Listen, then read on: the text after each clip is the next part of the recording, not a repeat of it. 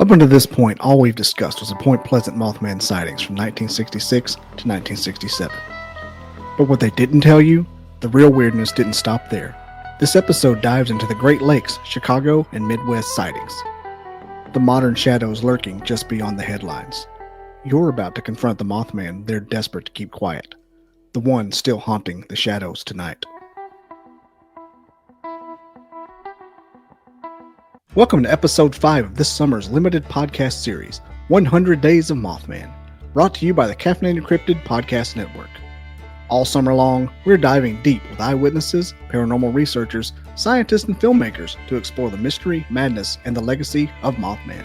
Episode 5 features Barnaby Jones, a seasoned cryptid and paranormal researcher from Wisconsin and an active member of CAPS, the Cryptids, Anomalies, and the Paranormal Society. Barnaby recently embarked on a road trip investigating the infamous Mothman sightings from around Chicago and the Great Lakes, as well as revisiting the classic 1967 Point Pleasant encounters. In this episode, Barnaby shares first-hand stories and deep dives into the regional lore, blending meticulous field research with the enigmatic history of these legendary Mothman cases.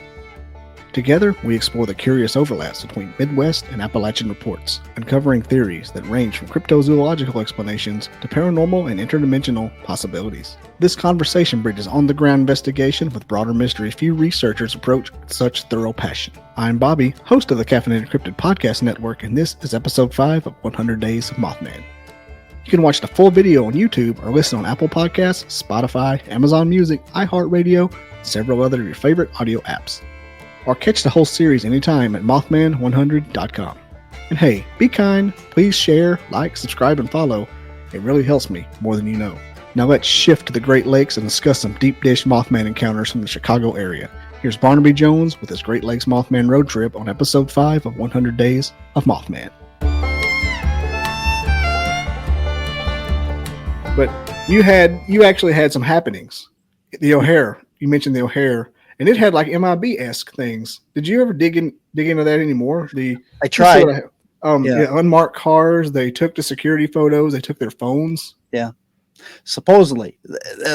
Now, see, I don't touch too deep into that in the documentary that we put out, but there's a lot of stuff. Like you just interviewed Tobias, and you saw that I talked to him in my documentary and stuff too. That Tobias, Allison Jornlin, and Lon Strickler were all part of the initial investigation of the Mothman stuff down there.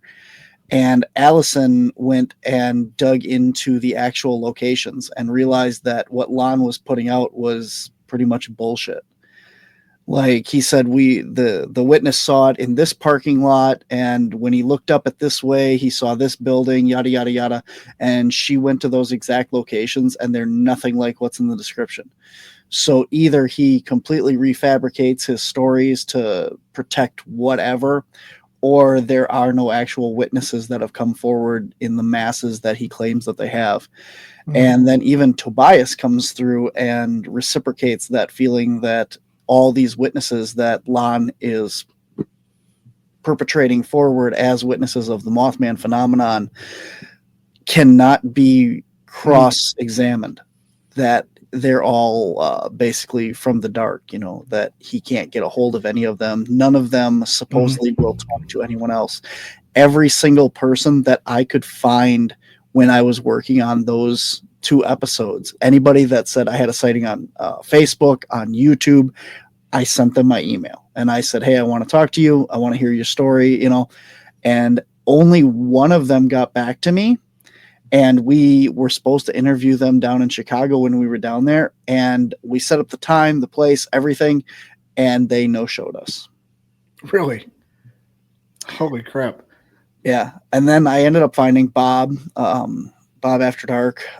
He came through and he was one of the only Chicagoland credible witnesses. And then the other guy in there from Chicago area, I can't think of his name offhand. I know him personally. He was the one that said he saw the canary yellow one. Bob Anderson? No, Bob Anderson was Bob After Dark. He was the one that saw it over the quarry. Yeah. The other guy in there, and I can't think of it. He's I've known him for a long time, and I can't think of his name. Don't know his name. But he's the one that said it saw it in his backyard, and the wingtip was right in front of his nose and stuff. And I'm like, oh man, this is a great story. And then he goes, yeah, and it was bright canary yellow. And I went, okay. And that kind of just threw all the credibility out the window for me that this is the same thing that he saw. But then you have the two from Minnesota, the kid that the witness that we talked to at the convention, and Doug Hychek. And both of their stories are the exact same story, only reversed.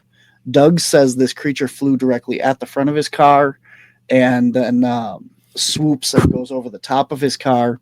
And the other kid says this thing comes from behind his car along a wooded road and swoops in front of him the other way. But they're both right on the edge of Wisconsin and Minnesota, both of the sightings. So they have nothing to do with Lon's work. No. But both of these witnesses were very credible. And the kid I actually talked to before, see, Doug talks about it in his presentation, and Doug hadn't talked about it yet in his presentation that day when this guy came forward and talked to us. So it was really interesting that, this is a guy that was telling us the story that didn't know any of the other stuff and wasn't familiar with anything. And I found him very credible, and as well as Bob's was a very credible story as well. So I think that people are out there seeing it, just not the people. Yeah, here's like my unofficial stance on, because any kid that was a dinosaur kid obsessed with them, which was me at one point, gets into the Ice Age, and anybody obsessed with Mothman has to dabble in Midwest Chicago Mothman. And I think that there's a handful of witnesses. Tobias said the O'Hare ones were like dead null, just dry sockets. Nobody could talk about it. But there's a handful of witnesses. They saw, what the bird, the garula. Yeah. Isn't that what they called it? The garula, year of the garula. Just the Birdman. They saw what we know as Mothman. And then the rest of them saw hoot owls, and some of them didn't see anything. They just wanted to say, I saw my name in here. I'm just a narcissist. And then, but then you get, and in those are just repetitive stories. Like there's a billion. Tobias's book, I don't want to say it's hard to read, but it's the same story a lot. There's a lot going on. I mean, but that's the same with John Keel. It's not anything big. Like when you get into Mothman, you get somebody sees Mothman a lot. Mothman doesn't do a ton. He flies. He looks at you. Sometimes he squeaks. And in Chicago, he doesn't chase cars. It's just in the trees, gone. Sometimes he chases you. But you're saying there's a car chase. If you're the first car chase I've talked about in a month. Oh. Well, I don't know, chase the car, but it flies. Just involved. Cars involved, yeah. I haven't 100% kept up on a lot of the Chicagoland stuff because after I stopped following it when Lon Strickler started going to the cemetery at O'Hare and talking to them directly. Wait, to like the Mothman directly? Oh, okay. That's like the graves stopped. Or what? Yeah, so there's a portal or something in the cemetery at O'Hare, and that's where these things are coming through. And if you go there and you sit on this bench and you kind of sit there and meditate or whatever, this creature will come up and stand behind you and mentally communicate with you. And when him and the Mexican,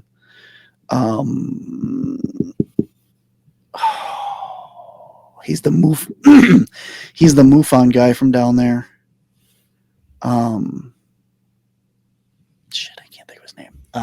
When they started doing that and having these premonitions and psychic encounters with these guys, I was like, okay, we're done with this story. And I've kind of followed some of the other stuff, but ever since Lon started putting that out, I've given up on everything he does. So yeah, it's a hard area of the Mothman phenomenon to follow. Chicago proper.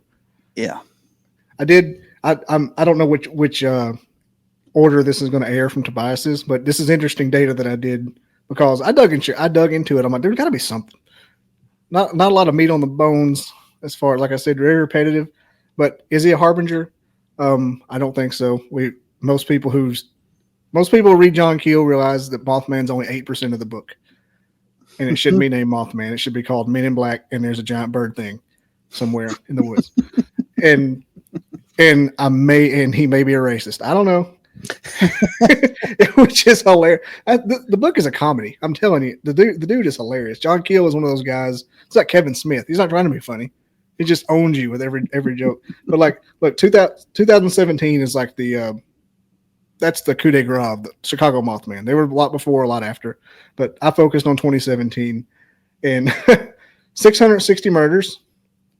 I don't know if that's garden variety or more. Chicago, what's his name? Derek was why are we shooting? He's like Matthew McConaughey, rookie numbers. Get them numbers up. Yeah, get them up. Okay, we had historic flooding, Chicago that year. That one kind of rang my bell. July 11th, 244 homes flooded, 6-foot tall swells, and school was damaged. It's kind of Mothman-y. It's kind of Point Pleasant-y, Chicago was, and there was a bloody 4th of July, 102 shot. You're saying that, basically Chicago's just a disaster to begin with, so that's why this thing just lives there year round now. That's what I was getting when I started. I said, "Wait a minute, maybe he's just come. Maybe like you turn a light on and the moth shows up." Well, then why isn't he more seen in Detroit? He can't get a job. Mothman got to feed his little moth babies. That was like you said. Maybe Chicago just that bad. That's what I was thinking. If they're just coming to a flame, moth to a flame. There was a tragedy that's kind of weird that happened in '96 in Chicago. A hurricane hit it, which Hurricane Harvey. I thought that was the most interesting one, other than the flood. That's what's happening right now. What we're getting hit with. Well, you're not up here. Right now, we're being hit with a hurricane up out of Florida. Oh, are yesterday you? Yesterday and today is this hurricane's coming up towards us, and we were pounded by like freezing rain yesterday and snow and stuff freezing rain and stuff on Tuesday, and then yesterday was all snow here. I don't know what day it is anymore. So I saw it was getting wintry up there. We've been storming for the last 2 days. And it's probably the same system. It's just been crazy. I forget that when weather happens here, it's snowing there. Because that's how the cold fronts work. I'm like y'all don't. Are there even tornadoes in Wisconsin? Surely there are. Oh yeah. I know that Kansas and Nebraska get them. Yeah, a lot. Tornado Alley. Yeah. What are my notes here? Yeah, I'm just checking around. What I wrote down notes: the Schiller Woods and Cook County Forest Reserve. What did you find in Schiller Woods? What was the skinny with it? So with that area, I don't think that many people realize that there's that much forest right outside of Chicago. I didn't, and the thing is, it's not a lot of forest. It's only about like a city block and a half wide, but it's several miles long. It runs the entire width or length of Chicago. It's like 5 to 10 miles of woods there. Really? And it's very dense. It is very dense woods. They have water, like a little river that runs right there too. So you have woods, you have water, a very dense forest that's all protected in there. And when we got in there, I mean, if something was living in there, you could have Bigfoot, you could have Mothman, you could have almost anything living in there, and you would never know it. There's so many weird stories that come out of the Schiller Woods as well that, they talked about the giant praying mantis man, that these things were out in the woods, like looking for this creature or not creature. They were just out there wandering through, and they thought that this was Slender Man out in the woods, and it was this giant praying mantis, which is, really? You look at the other alien lore and stuff like that, and that's you have these praying mantis creatures. So Space Ghost Coast to Coast. That was his co-host, was the praying mantis guy. Oh yeah. What gets me is I've talked to Zeus Pratt. He's in Colorado. He's a squatcher. He has his encounters and sees them, and sometimes every once in a while he'll see something that's not a Sasquatch. It's a being that it's all lizard person. It's almost like there's these little pockets of things where something else can come across for a minute, or maybe the preferred Earth skin is this biological suit that is a Sasquatch thing. and that's what the Fae or whatever the Fae are use whenever they come here. And sometimes they get to choose another Fortnite skin. They get some V-Bucks, and they get to be a praying mantis. They get to be what like the Squatch Mothman from Oregon, Wisconsin. Mm-hmm. They get kind of a little upgrade to their skin. And well, even John Keel writes about like the window areas, mm-hmm. you know, these areas that you have Bigfoot, Mothman, everything in there. And, you know, that's how we got started was investigating the Burlington Woods. There was this window area that had everything, you know, and I think the Schiller Woods is one of those areas that has all that stuff. You know, it's right on the edge of O'Hare. Even O'Hare had UFO sightings and that big UFO flap. I don't know, a while ago where they were seeing the UFOs over the airport. So if you got that all right there, there's no reason to think that you wouldn't have the stuff in the woods. The one thing we didn't get to do in that documentary that I wanted to is Chicago is where they first worked on the atomic bomb. Mm-hmm. And there's a monument like dedicating that. And I wanted to include that as part of the documentary because, you know, you talked about the Mothman being a harbinger of doom and all that stuff. Well, if this is connected to that at all, here you have the spot where the atomic bomb was actually built. And it seems like if anything, I'm losing my voice. If anything is going to be there, that would be why this thing is drawn to it. So that's kind of interesting. I didn't know about it. Let me look that up. Is that where in Oppenheimer, when they started talking with Einstein? I haven't seen the movie. Henry Moore. Oh, it's a good one. Henry Moore Nuclear Energy Sculpture Plaza. All right. I have to look at that. Yeah. It's very, very interesting because, you know, the Hiroshima bomb is what like started bringing the UFO flat back in the day. Mm-hmm. Yeah, no, I know. That's why. Yeah. But I like to include like, I don't like using other people's footage. It's not breaking news there. Shows. Yeah. And so I wanted to actually go there and physically film there, but we didn't get down there again in time to film and stuff for that. So it never got included in the episode, but that was one of the things that we were going to try and angle in on when we were talking about the stuff down there. Interesting. Yeah. The filming on location, I'm 95% finished with the documentary for a popular 1970s group of Bigfoot sightings that are just across the Tennessee line, like 20 miles away.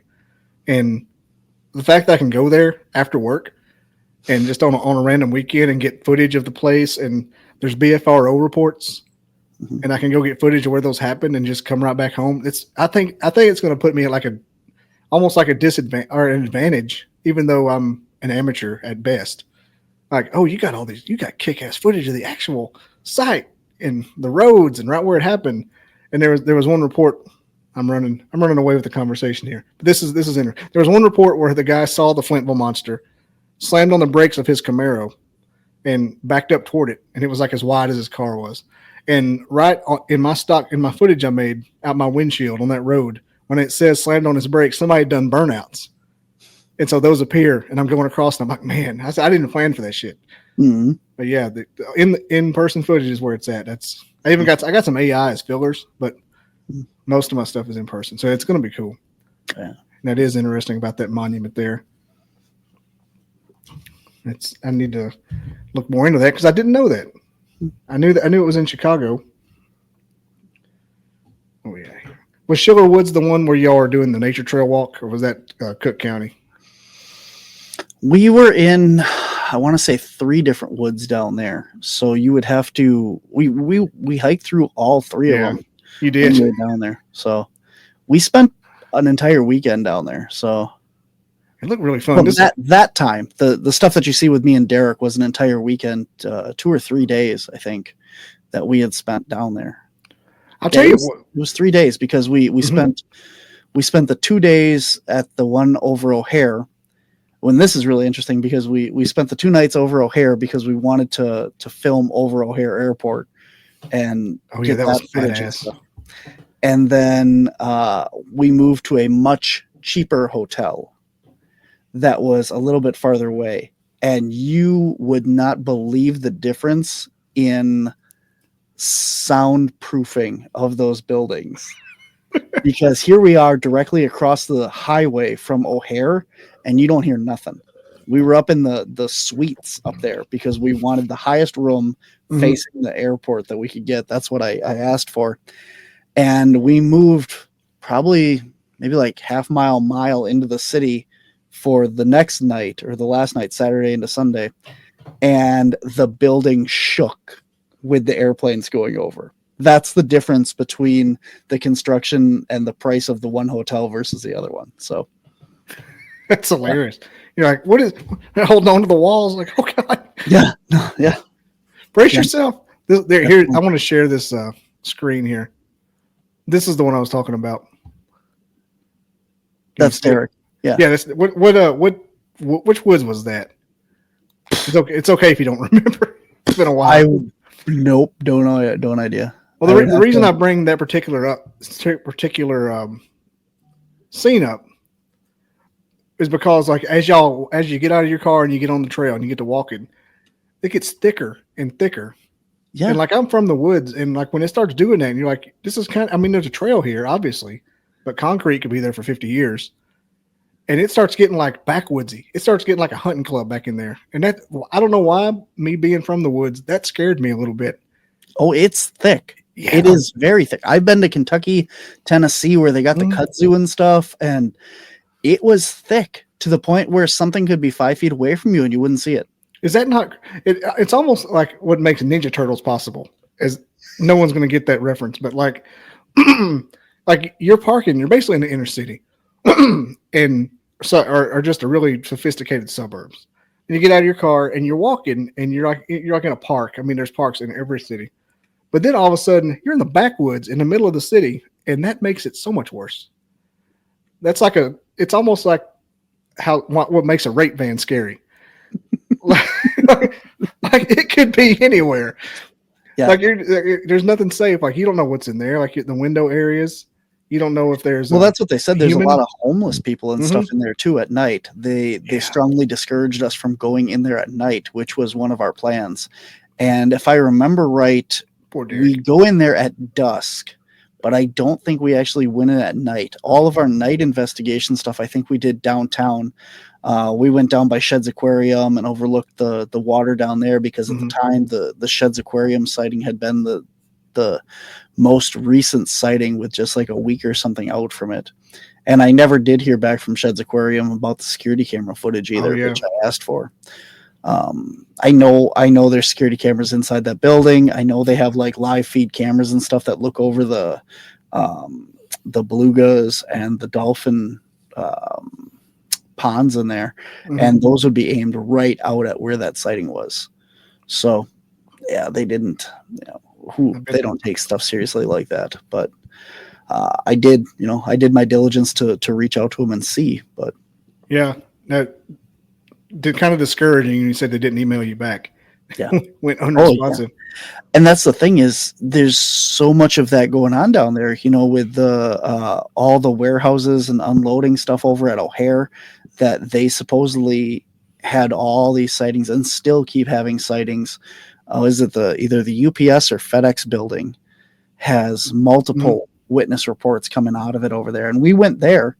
We went and parked back in there before me and Derek, when me and Ethan first went down there on the first trip, and we went and parked back there for a while and sat, but there is so much security back there and like checkpoints and stuff. And it's shady trying to go back in there. At one point I even started applying for jobs at those locations to try and get in there covertly work at those locations to try and get firsthand stuff. So you're going to get a job. You're like Marshall Erickson on How I Met Your Mother, trying to make the establishment from the inside. That's right. Well, I mean, if this stuff is real, I want to know. That would be a good way to do it. Yeah. And if it's happening, I also applied to be a security patrol officer for the O'Hare Airport. And I did get a call back for that. However, you had to have a security guard permit through the state of Illinois. So you had to have a license to be a security officer. and I would have had to get that license before I could have gone in there to apply for the job. But I got invited down to interview for the job for security. But I never went through with it because I had to get the license first. So, but that was literally driving around O'Hare at night on third shift, patrolling the parking lots. So they'd have had the fox to be in the hen house. Then it's over with. That's right. Try and have your security tell you that you can't keep the footage when security is the one that took the footage. So that's incredible. That's a neat way of doing it. I mean, I'm not geographically challenged, but would that have been feasible for you to do? I know enough people down in Chicago that I would have stayed at their house for like a month. I was going to say, are you going to commute from Madison or all the way to Chicago? 3-hour drive down? Yeah. I didn't know how far away you were. I know enough people down in that area that I could have camped out for a month or something to do the job. But yeah, then you would have quit. Yeah. Got my footage. Pretty sure that's how the terrorists did it back in 9/11. I'm pretty sure that's exactly the MO. The airports, yeah. Yeah, I can't imagine. Like that one lady even parked out in front of their house. Like, hey, what are you doing here? We're just looking for sightings. Do you have a ring footage or ring camera? Oh, yeah. When we got to that one, the Oregon stuff, yeah. Yeah, we were parked on off the T. There's a T road there where it happened. And we parked off this other like gravel road, which is a road, but it was like privately went back to their stuff. And so they came out of their driveway. We watched them pull out and then come over and then pull up next to us and like, why are you parked here? And we told them, I mean, no, because that's the thing is, what do? Hide this from somebody when you're looking for evidence and looking for stories. If you want the information, you want people to tell you what happened, what they saw. You can't be like, oh, we're just lost or looking at a map. No, you say, here, this is why I'm here. This is what was reported.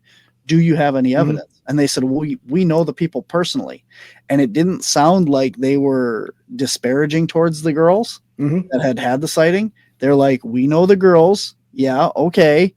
And then I said, well, I'm not up to no good, but do you have security cameras on your property? For the reason of, do you have this on footage? And they both kind of looked at each other like, we already thought of that. It was that kind of a glance of, yeah, and no, they're pointed in the wrong direction. And it's like, you checked. You look, your security camera. You motorboating sons of damn well that the first thing you did was look at your cameras to go, did we capture that? And they said that the cameras were pointed in the completely the wrong direction, and it wasn't anything that would have been on camera. And the thing that people don't realize is with security cameras, even with night vision, even a good security camera does not see that far. So for this thing to see across the road, I mean, this is farm country out there, and so their house was probably a good like block sitting back off the main road. So, it's several hundred feet back. And then to see across the road into the field over there where this thing was seen, there's no way. In broad daylight, yeah. But when this thing was taken at night, there's no way to even expect that to be seen on camera. Yeah, consumer grade IR is not going to go 20 yards. It's just to make sure you see somebody messing around at night. But, especially if there's no street lights a lot, then the IR is all it is. It's going to stop like, just in a little bubble of your property. And there was a street light there, but again, it's just illuminates that part of the road, and that's it. So you might see like if what happened did happen, you might see eyes, but you're not going to see like the full flying gorilla silhouette like lit up in IR like you picture like on Blair Witch or something. From that far away, though, you're not going to capture that either. So. IR does not go far. I've worked with it for years. It's good for up close and not stepping on something. That's about it. But you're not the first, and you may be the person that told me about the other one, Sasquatch Mothman person that I've talked to on here, which is crazy. Which it's entirely possible. It's what Mothman looks like because nobody sees him very long. So it may just be. I just saw a big wide because the description's always just the wings are almost level with the head. For Mothman. So it's almost Sasquatchian and cone head. whenever people describe the Mothman, it's not what you see in depictions. It's not what's behind you here on the screen. Yeah, exactly. It took me a while to realize that's what that was too, by the way. Yeah, it's kind of cool because it doesn't take it over. Yeah, but it's just subtly back there. You got this. I had AI make me a couple, and I think this one's kind of cool because it's not in your face, but like, ooh, what is that? I like his furry legs. Mm-hmm. Yeah, I got hairy legs. Yeah, I call him Corn Pop because of that. Corn Pop's got hairy legs. Quit being political. What? I had something else. Oh! Tobias's barrier that he went into is causing interference and bad audio. Yeah. It's very similar, and I talked to him about it. And this may just be a follow on of the conversations, but he talked. John Keel had the one in the TNT area where he went in and thought he was just going to die, and then walked 10 feet and he's fine. That's it. Have you experienced that? Like, other than Tobias had his and he's trying to get the bad audio. We did have issues with our audio. I don't know if that came out on the documentary or not, or if You mentioned you were looking at the radio station going to these areas, but you never said what happened. Yeah. Okay. So I know I've personally talked to Tobias about that, and I'm not sure if it's in the documentaries. That part is. Is it? Okay. That those came out so long ago. Yeah, it's fine. I'm here for you. All right. Yeah. 3 years is a long ass time, man. It is, especially with all the stuff we do. So when we were driving around that area, we turned on the radio because that was one of the sighting reports. Yeah, it was part of the. Yeah, and we were having issues with the radio, like not staying on frequency and stuff. But at the time, I guess I didn't really pay attention. I was driving, and the rest of my team was kind of monitoring all that stuff. But I remember something else weird happening with that. I don't know. Yeah. I know that's not in the documentary. I know I've talked to about it with Tobias personally. That part's not. Yeah. Yeah. But the thing is we can't record the audio. We can't film with the radio on in the van because number one, the van had such a crappy engine that it was back into the cab, like the engine noise was. So you couldn't hear anything if we tried to film in the cab when we were driving. Yeah. And number two, anytime that we stopped with the radio on, we can't use any of that footage because it's copyrighted audio. Yeah. It's a catch-22 there, I guess. So a lot of that stuff, even when we did like the UFO episodes and stuff, when we're playing certain music and that to lure in the UFOs and that, we can't use none of that footage, or we have to, edit it really weird. That's why the UFOs in Wisconsin episode is edited very choppy as well, where there's some stuff, and I can't monetize those episodes either because there's part of it where we did see something and there's a audio playing in the background that is copyrighted, so we can't monetize that episode. But it was so important to the story that we had to leave it in there. So that's unfortunate because that's always how it's going to be. And we're back with our top 40. We're going to play Morgan Wallen's Greatest Hits. He starts singing. Yeah. Mm-hmm. I'm going to run to the restroom real quick. I just tried a lot of coffee. Sorry, there's just absolutely nothing worse than doing this and having to go to the bathroom and having like, oh, hey, okay. Yeah, I may edit a lot of it out. You never know. Okay. Yeah, I didn't realize that we were going, so I've kind of just been skirting over some stuff. So if there's something else that you want to go back and get more details on, like something that we've talked about, because I thought we were going to go through and recover it in the actual interview. But oh no, that's the best part about this. I start it whenever I come on, and then when the conversation starts, it's not so you didn't even know you're doing it. How That's fun was that? Yeah. We got 7 minutes left. There you go. Yeah, and if these episodes end up being 30, 35 minutes instead of like 45 or 50, but it's good content, hey, no one wants to hear the people that just stare at each other and go, so what do you want to talk about? I hate those podcasts. I mean, that's why I review things. I have notes. It's fun. And like I was saying earlier, there's no car chases hardly with Chicago. And I'm going back over my I don't think even in any Alon stuff, I can't think of offhand hearing any. But the problem is you're in Chicago. Everybody's on foot. Yeah, exactly. It's like in New York. You know, anybody that's driving is ticked off and honking at somebody, and you don't have that, you know, ability. Mm-hmm. That's why we didn't drive downtown Chicago. We literally went down there on foot, bike, and train to investigate. Do bikes have motors on them? No, not the ones we had. And here's another little note on that.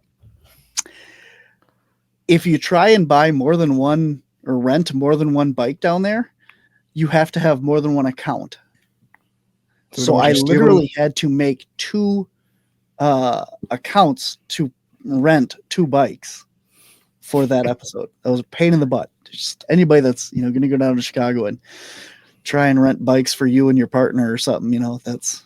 Was there any kind of like speed assist on them at all? No. Or is it just like you got a full body weight? I mean, I have so much footage of Derek complaining that you would not believe. It looked rough, man. Look, y'all were struggling. I was having a blast. I mean, I could have done that all night, and he was just having none of it. Why didn't we drive down here? Because then I'd have to pay for parking. Why are we shooting? That? This is cheaper. Who's shooting? Yeah, who's shooting? You follow Mothman end up on the news in the first 48. Yep. Oh yeah. I know what I was going to ask. There's some rough places down there in Chicago that we work. There's some pretty places there too, but you got to be careful. Mm-hmm. It's a pretty city. I had a lot of fun there as a teenager.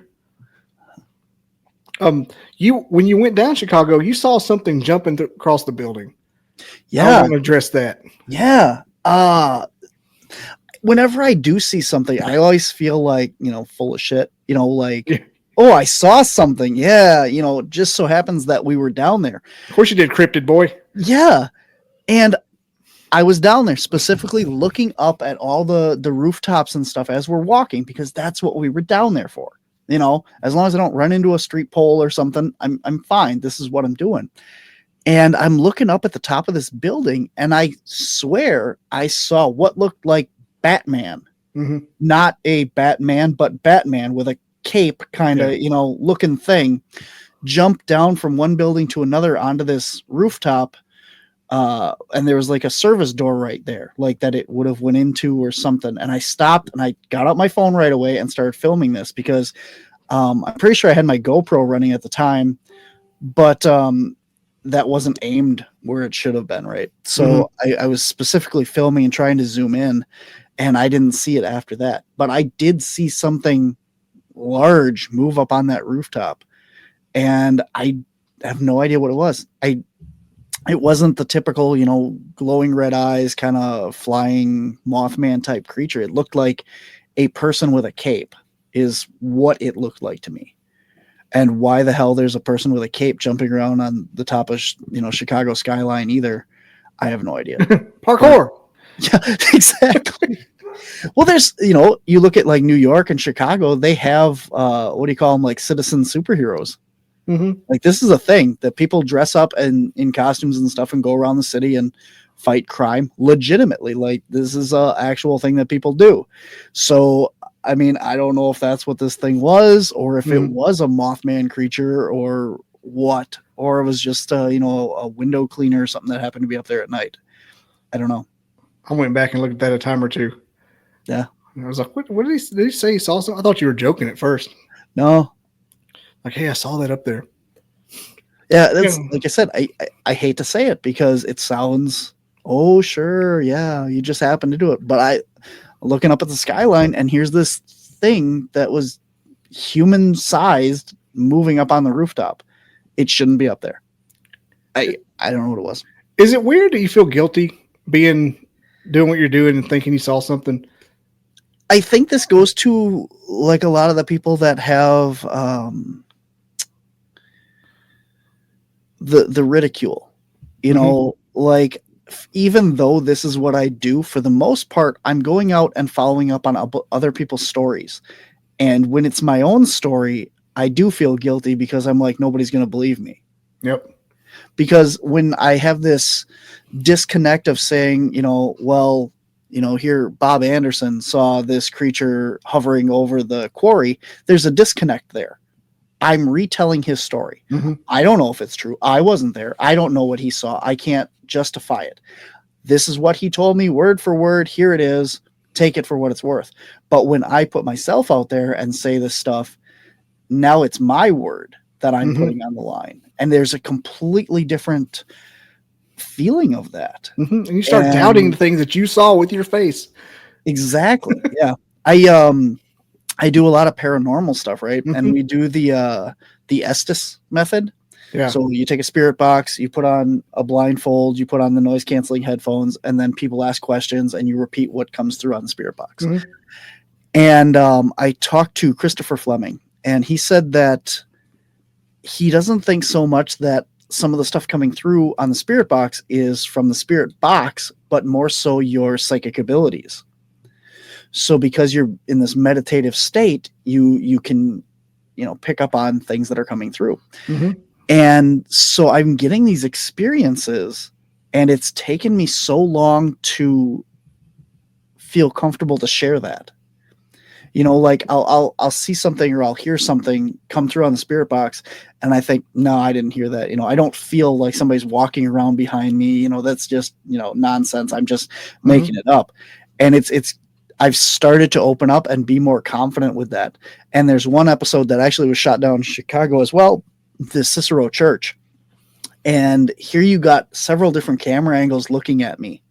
I'm sitting at this desk doing the Estes method, and my mom is in the other room, the main chapel room or whatever, and then Rez and a couple other, Derek, are sitting across from me doing the session. And my mom is doing the rods, and she says, "Where are you? Okay, you're here. Go over by Barnaby and touch him." And around the floor of me is this whole circle of EMF tripwire. So I have like little EMF meters all around me, and you watch as this tripwire is triggered as something comes towards me. And then right after that, you watch her rods follow this thing over to me. And then I go, I think something's standing right here behind me, and it's you were Estes up at that point. Can't see, can't hear, can't nothing. And I'm feeling this thing standing right behind me or next to me or in front of me throughout this session. And she's literally telling it, okay, now go over, stand in front of him. Now stand behind him. And these are exactly where I'm feeling and sensing this thing. And the equipment all shows that. Her rods show that. And it's just weird because, if I wasn't open enough to relate my own feelings and stuff and be confident and put myself out there, you wouldn't have this evidence. And did you say that when it happened? Like, yeah. It's in the episode. It's in the episode. You can watch, you can see the stuff light up. You can see the rods. Everything is in the episode that shows all this. And then you're like, something's standing next to me right when it happened. Like, woo! Yeah. And then my mom starts laughing because I get really freaked out, and to the point where I lift my blindfold to look, and there's nobody there. So she's like, yep, yeah, he's freaked out. Look at that. Go back and touch him again, and so she's playing with it. And then I get really agitated, and she's like, okay, walk away from him. He's getting upset, and then everything calms down and goes away. And then you watch the rods move away from me and stuff. And yeah, all that's in the episode. There's like 3-4 different camera angles that are all set on it, looking at it. You can see everything going off and moving and that, and just weird. That Estes is nothing to play around with. I was in the body shoot of a haunted hospital in Tennessee, and my buddy was doing the Estes, and I was relaying back to the team in the other room. Like there's an investigator asking the questions. And at one point he said 14 people in the room, and there was 14 people in the room. And then another group walked in and left, and he said 5 people left. But I was like, and that was like my first paranormal experience, I believe. And I wasn't scared at all. I was like, holy crap, that's crazy how they correlated it.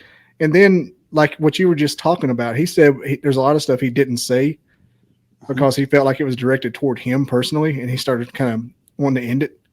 Yeah. But he said it was like they were trying to talk to him just for him. They're saying this name a lot. One of the creepiest things, I don't want to get off your Mothman topic here, but we're about to wrap it up. All right, so we did an investigation, this house in Menominee that is one of my team members' houses, and it's to this day is just a weird house, just all kinds of weird stuff associated with it. And we think that there's a fae there, or an elemental actually in this house. Yeah.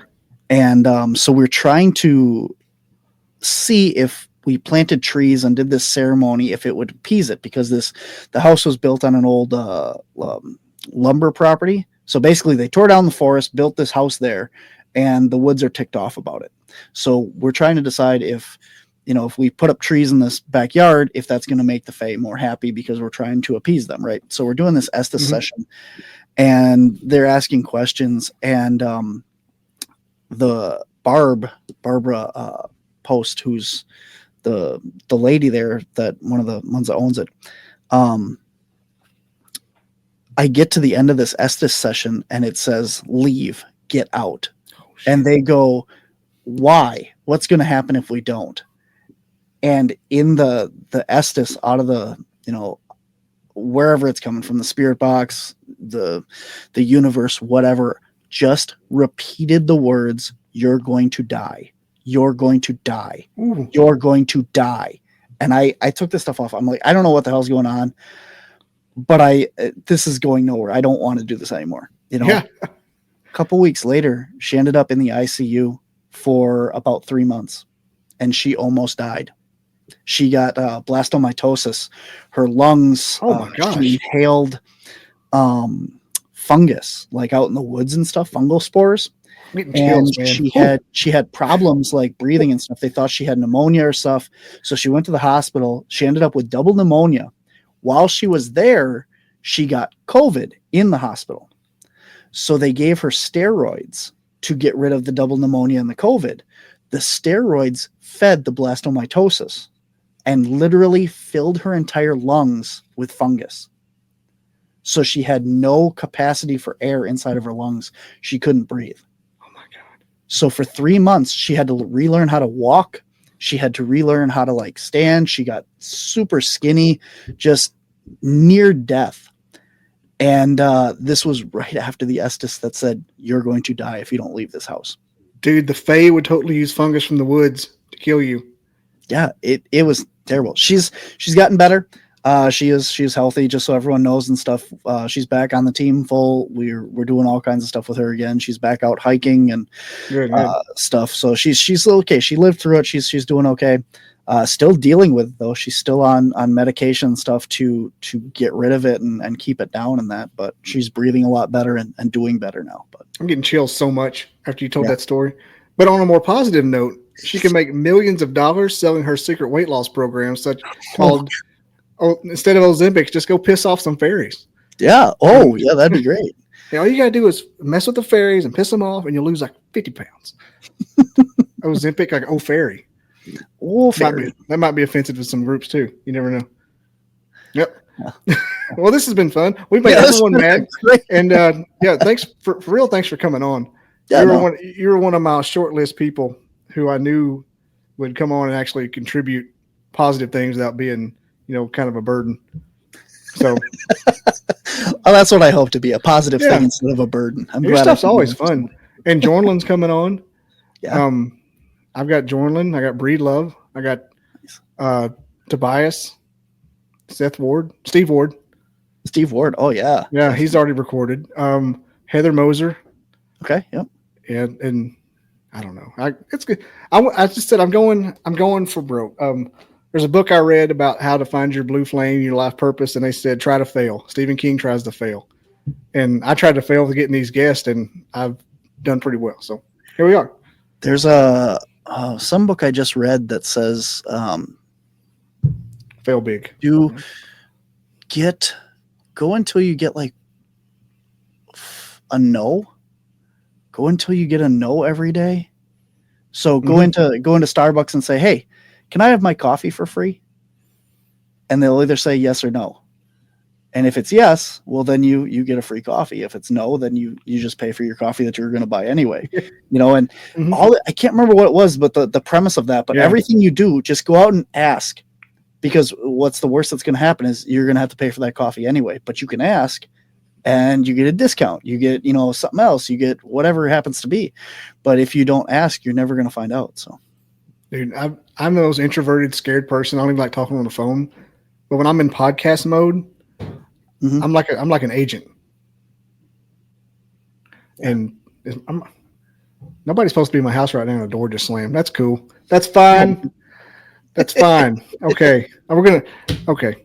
Yeah, just motivational. Yeah, it's been fun. So, okay, they're home. Cool. God. All right. I appreciate you coming on again, man. And we'll go ahead and wrap it up. And I'll let you know when it comes out. And this will be it's probably going to be a series that you'll like to watch. Kind of fun.